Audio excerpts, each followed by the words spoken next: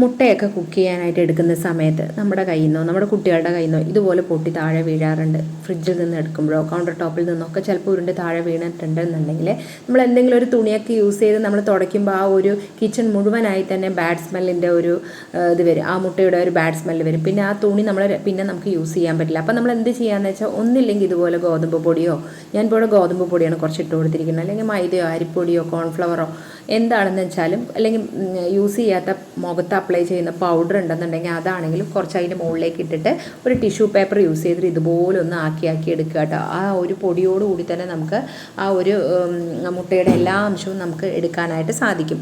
അങ്ങനെ എടുത്തതിന് ശേഷം നമ്മളതൊരു വേറൊരു പേപ്പറിലേക്ക് ആക്കി മാറ്റി വെക്കുക. പിന്നെ അതേപോലെ തന്നെ ചെറുതായിട്ടൊന്ന് അവിടെ നനച്ച് കൊടുത്തിട്ട് ഒരു ചെറിയൊരു പീസ് കോട്ടൺ തുണി നമ്മൾ കട്ട് ചെയ്തെടുത്തിട്ട് അതുകൊണ്ട് നമ്മൾ തുടയ്ക്കണമെന്നുണ്ടെങ്കിൽ നല്ല വൃത്തിയായി തന്നെ നമുക്ക് അവിടെ തുടച്ച് കിട്ടും കേട്ടോ. അതിന് ശേഷം നമ്മുടെ കയ്യിൽ ഫിനോയിലോ ലൈസോളോ എന്താ ഉള്ളതെന്ന് വെച്ചാൽ അതൊന്ന് ഒഴിച്ചിട്ട് ജസ്റ്റ് തുടച്ചെടുത്ത് കഴിഞ്ഞാൽ അടിപൊളിയായി ക്ലീൻ ആവും.